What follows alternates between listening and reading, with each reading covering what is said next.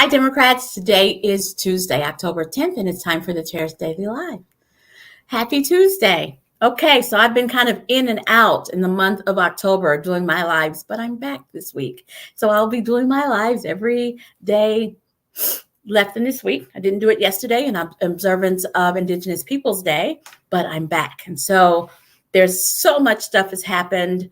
I'm back from the DNC meeting. I'm back from the bus tour, and I'm back just trying to get back rolling with the Oklahoma Democratic Party. So I'm going to start off by reminding you that I'm here because I'm just trying to get Democrats elected. That's it. Full stop. That's it. And today, October 10th, is an election day. There are 22 counties who have something to vote for today. So if you live in one of those counties, stop watching me. It's 4:18. You have an hour and 42 minutes. Go vote. Particularly if you live in Lawton, where you have a special election. There is a Senate race on the ballot right now. You have a special election in Lawton. There are two Democrats on the ballot. That is Larry Bush and Johnny Jernigan. They are both on your ballot. Today is the day that you pick which Democrat you're taking all the way to December. Don't let them pick. Go vote. Just go vote. If you live in one of the other 21 counties, there are ballot measures and charters and plenty of things for you to vote for. So don't let this pass just because it's not been on the news and nobody's talking about it. This is an opportunity for you to affect what's happening in your county. Okay, so got to say that because that's what we're here for. Don't miss an election. Every election counts. So the Oklahoma Democratic Party stands for, I am a broken record, and I'm going to keep repeating it until everybody knows it. People just start walking up to me and saying, is this what you stand for? That's when I'm going to stop.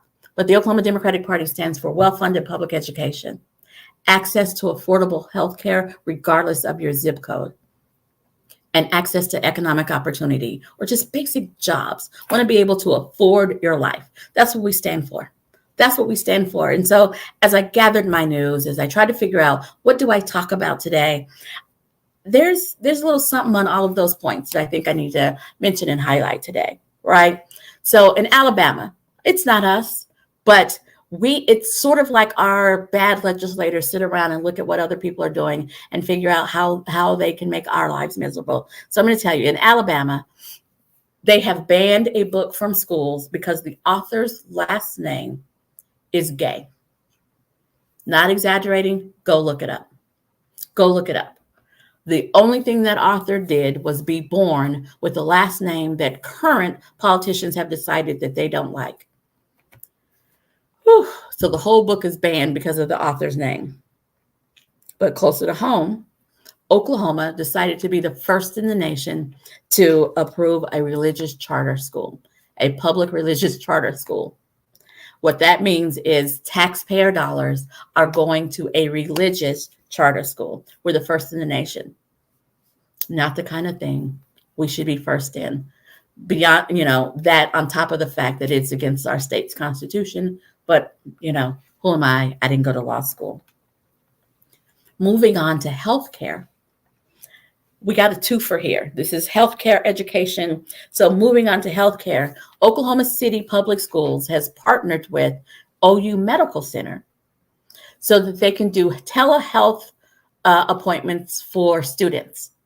So that, like, if a student says, I don't feel well, with the parents' consent, the student with some adult can log into this portal, have an appointment, and decide if the student is contagious or can go back to school. So hopefully the aim of this, and I don't know how I feel about it, but the aim of this is to keep kids in school, but also to protect kids from other, what's the word I'm looking for? Contagious kids. Let's see how it works. I'm not sure, but it is a thing that involves healthcare and education. So I thought I'd talk about it. But a court held up the ban on health care for transgender youth, which means the transgender kids cannot get health care that deals with them being transgender. So even if it's mental health, they're not allowed access to mental health. They're not allowed access, obviously, to surgical health, but they're not allowed access to hormones. I'm not real sure who this helps, but that is where we are right now. Yeah, I don't know what to say because I don't know who's helped by this legislation. I do have an idea of who's hurt. And it just seems like bills should be passed to help citizens versus looking for ways to further hurt folks. Now, on to economic opportunity. Oklahoma City. The rent in Oklahoma City have increased more over the last year than in any other metropolitan in the nation.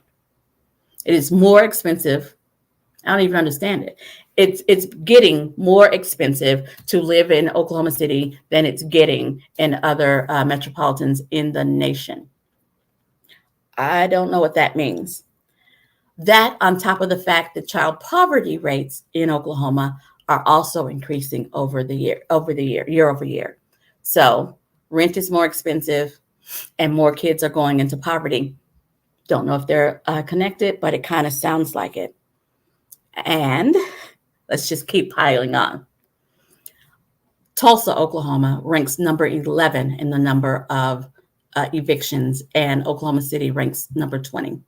So in all the nation, we're up there in the top 20. Two of our metropolitan cities are in the top 20 in the nation for evictions.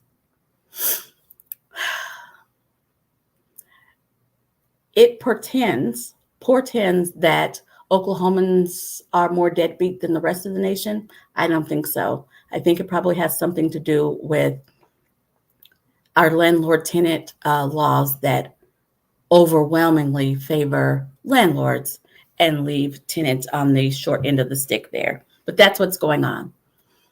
Why did I sum those things up? They're not on the ballot, except for Larry Bush and Johnny Jernigan. They're not on the ballot, but they are. The laws that allow more landlords in Oklahoma to evict folks than most of the places in the nation, those laws happen in our state legislature. The laws that allow more kids to slip into poverty happen in our state legislature. The laws that decide that trans kids don't deserve health care happens in our state legislature.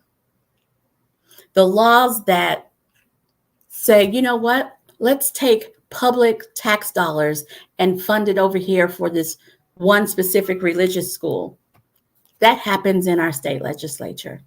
That's why I'm talking about it. I don't want us to lose sight of what we're voting for. It's not just the name on the ballot. It's not just how pretty their yard sign. It's about what do we think they're going to vote for and how it's going to affect us. It has resounding repercussions. Every vote does. And so there are 22 counties with something to vote for. 22 counties. So chances are, if you're watching me, there's probably about your precinct might be open. I need you to do a real quick research, pull up your sample ballot, and then go vote. Know what you're voting on because it has long occurring repercussions. Children in our state are slipping into poverty at a higher rate than our state rates, right? So we can't let that happen without raising our voice and doing something about it. And what that is we vote for people who we think are going to look out for all of us, including those who are in a lower economic status. All righty. Thanks for joining me. I will be back here tomorrow at 4:15. You guys have a wonderful evening.